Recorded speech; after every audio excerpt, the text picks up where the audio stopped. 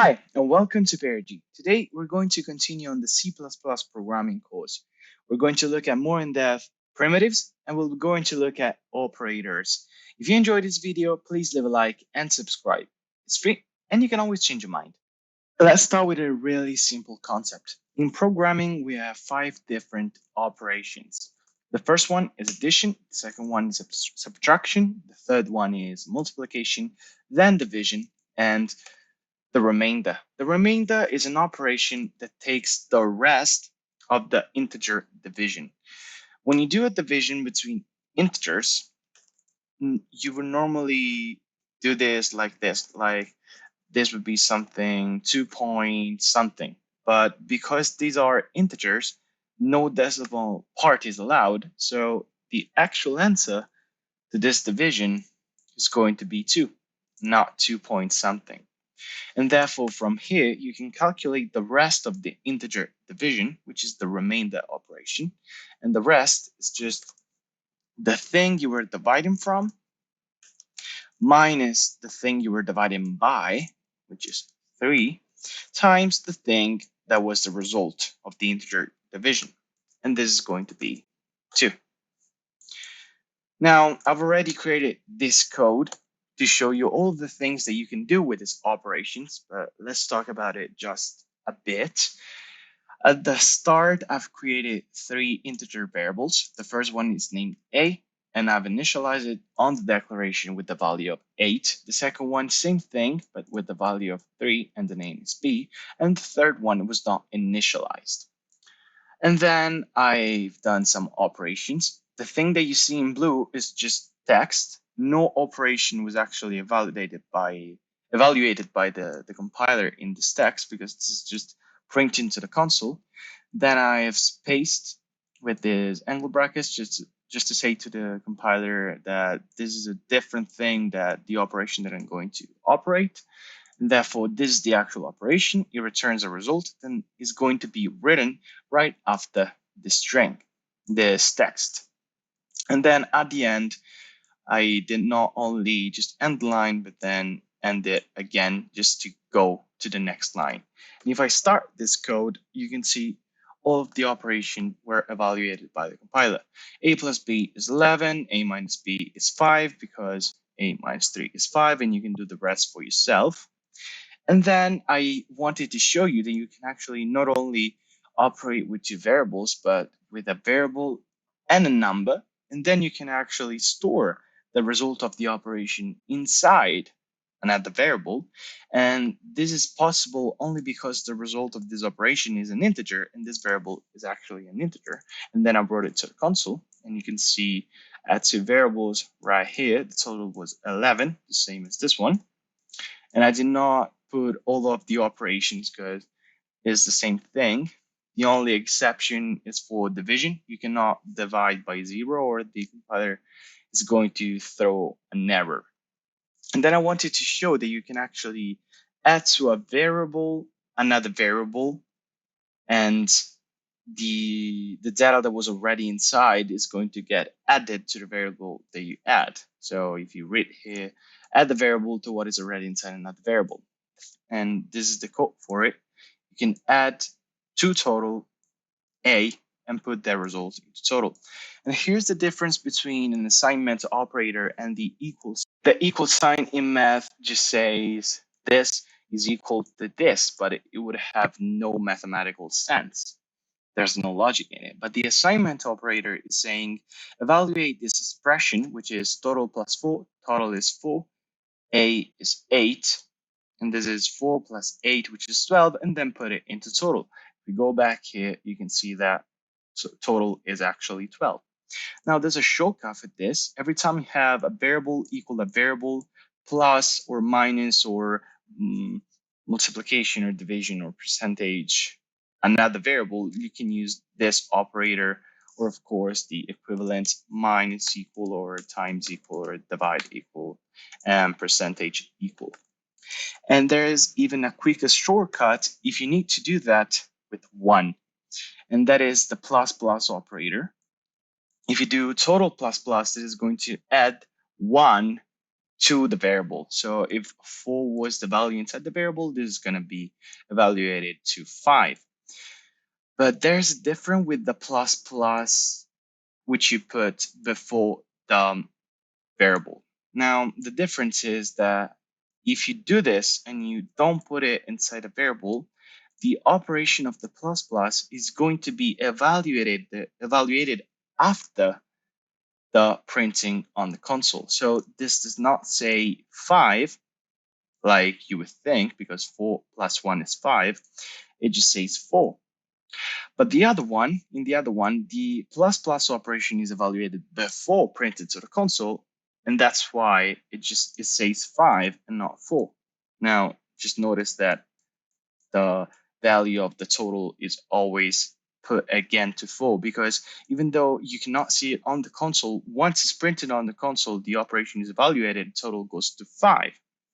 Now, you don't have this shortcut for everything. Like, you don't have something like this, total multiply multiply, because it would be something like this, total multiply 1, but this is of course the same as total, so there's no shortcut for that. The next thing that I want to show you is just going in more depth with all the primitives that we've seen. The only one that we've seen right now is an integer variable, and we've seen how to declare it, create it, initialize it, and everything. But we talked about a lot more primitives, and this is what we're going to do right now. The second primitive that we're going to see are floating point integers. To create a floating point variable, which from now on we're just going to name float variable, you can just use the keyword float, which you can see turns blue, then give it a name, my number, and then if you want, you can initialize it. You don't just put a 1, you have to add a decimal part, like this one. Even if you just want a 1, then you would have to add a 0 and then a semicolon, because this has to be a floating point number. Now, if you accidentally forget, well, the compiler is going to automatically remember this and convert the 1 into a floating point number. And you can just print it to the console like we normally do with an integer variable. Now, the difference between, and you can just see the value 1, which is the same. The difference between a floating point number and an integer when you use it is that there are there's a lot of cases in which you might use an integer and in which you might use a float. If you need to count like from 0 to 10, you wouldn't use a floating point number because you don't need decimal parts to do that. But if you need a value that has to, I don't know, that has decimal parts, maybe the value of pi, the mathematical constant, then you would use a float. And the operation that I'm showing you actually can be done with floats as well, and with double, which is the next type of primitive that I'm going to show you, in a bit. Now, if you just modify the value of this, like 8.4, and then you divide by 2, what do you expect? Because this is a floating point number and this is an integer. What is it going to do? Is it going to do an integer division, or is it going to give us the decimal part? Well, the compiler automatically puts a 0 here. It converts this into a floating point number. And the same happens if you try to do the same thing, but in reverse, my number. If you start this, you can see that it gives the decimal part because it automatically changes this into a floating point number. Now, the next one, the next primitive is actually called a double, and you initialize it with the keyword double and then the same name, just a name, my number.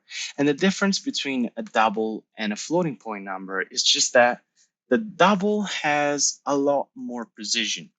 Now, once you get to the last digits of your decimal number, floating point numbers tend to mess things up and just don't be as precise as a double would be. And that's because they don't hold and don't take as much memory as double do.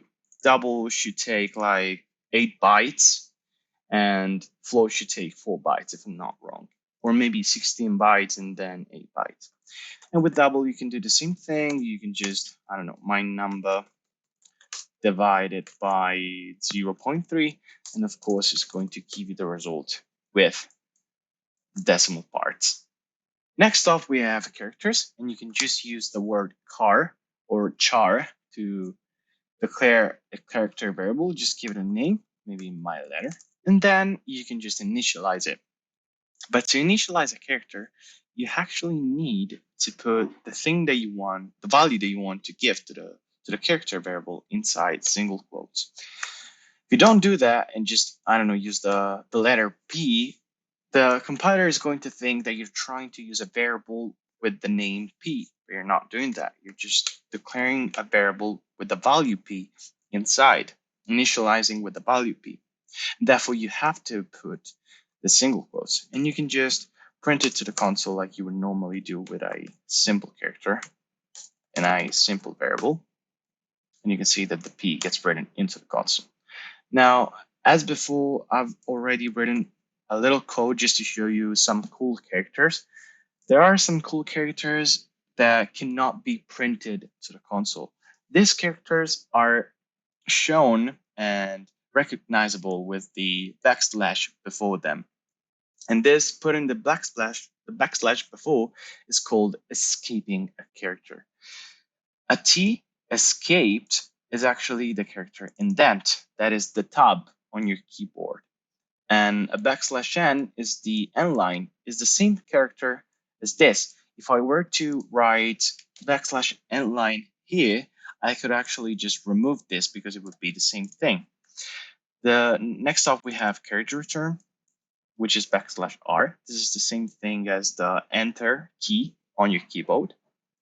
Then we have the backslash because, of course, if you just put one single backslash, the compiler is going to think that you're trying to escape something. So you have to put double backslash to print a backslash. And then the single quote has to be escaped because the single quote is what you surround the value of a character to put it inside a character variable. So you have to escape it if you want to write that. Now, the difference with this single quote, this is not escaped, as you can see, is that these are a different type of thing. These are not characters. This is text. This is called string. Therefore, because double quotes are used, this don't have to be escaped. But if you were to put a double quote here, you would have to escape it.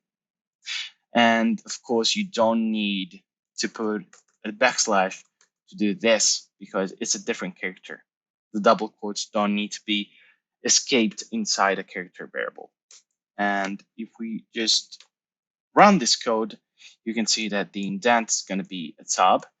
The end line is just going to go to the next line. And I didn't put the carriage return because it's just an end line, it's just an enter. And then the backslash, and then the single quote. The next type of variables that I want to show you are strings. To declare a string, you can just use the keyword string and it turns green. It turns green because strings are a little bit different from all the primitives that I showed you before. Then you can give it a name of text, my text, and then to initialize it, we have the same problem we had with characters. You just try to use simple words, the compiler is going to think that you're trying to use variables, but you're not. And therefore, you have to use double quotes just to differentiate from characters we don't use single quotes. You can just initialize it to hello world, and then you can print this out to the console like you would normally do. Press F9, and you can see that the console creates hello world is written on it. But there's a cool thing that you can do with strings, and it's called bracket notation. Bracket notation. Now, bracket notation allows you to retrieve just a character at a time from the string. And it works like this. You can type the name of your string, my text, then use this square brackets, and then you can just put an index inside. And this index is going to represent the position of the character that you're trying to retrieve from the string. But the thing is, this is not index 1, it's actually index 0 because computers start counting from 0. So there's going to be 0, 1, 2, 3, 4, 5. And 5, if you try to put 5 in here, you're going to see just a blank space because this is a character as well, of course. If we try to just put 1, going to see E, which is the second one. To retrieve the H, the capital H, you can just put 0 and you're going to see the capital H. And you can also store this inside a variable. So if I were to create a character variable, because the character is the only type of primitive that can hold something like this, because the bracket notation with the string is going to return a character. So you need a character variable. If I put my letter inside here, you can see that is going to print the same result that we had before. Now, the last thing that I want to show you with strings is that you can actually use the plus operator and the plus equal operator with them. Like if I print my text plus another string, because now you can recognize these are string because it's inside double quotes, you will see by Periergy, that the addition with strings is going to concatenate these two strings into a single one. In fact, this is called concatenation. And you can do the same thing with the plus equal operator. So you can just use my text plus equal Periergy. This is going to have the same result as this, equal my text plus the same string right here. It has the exact same result. I'm going to show you right now. If I see now my text, then press F9, you can see hello world, Periergy. Now the last primitive left are Boolean values. To create a Boolean variable, you can just use the word bool and it turns blue. And then you can just print like is my variable. My variable is right. And then to initialize a bool, you have to use two keywords. You can only use two. The first one is true, and the second one is false.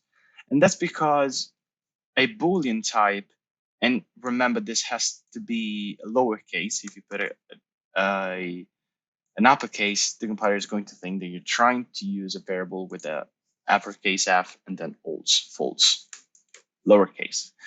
And Boolean only have to be initialized with through true and false because they can only represent values that are true or false. But in the computer, if you go down the memory and see what's written in this type, in this variable, you can just see a 0 and a 1. And if you print this out to the console, you can just see that false is actually represented by a 0 and true is actually represented by a 1. And there's a cool and maybe a little bit complicated syntax that you can use with Booleans. And this syntax is is actually probably never used. Let me show you this. Now let's create two strings. The first one is going to be named A. It's going to be, I don't know, hot. Ciao is the Italian word for hi. And then another string, B. And it's going to be cat. And then I can have a string called result. Or maybe just a bool that is equal. Now this bool is equal is going to be initialized with this syntax. This syntax is called, if I don't remember wrongly, ternary operator. Now this ternary operator works like this. The first thing that you have to give is a condition. Now the condition is A is equal to B. This is the mathematical equal sign. This is not a double assignment operator. It's the double assignment operator is the equal sign in math. So if A is equal to B, and then you put a question mark, if this is true, then bool is going to get this value, for example, true, because R is equal represents the equality of these two things. Otherwise, and you do the otherwise with a colon, false. So this is saying if A is equal to B, then true. Is going to get a value of true. If A is not equal to B, then it's going to get a value of false. Now, don't worry too much about conditions because we're going to see them in the next video. But if we print this out to the console, is equal, you can just see that because they are not equal, issue printing false. And false is, you remember, 0. And that we have a 0. Thank you for watching. I hope you have enjoyed. See you in the next video.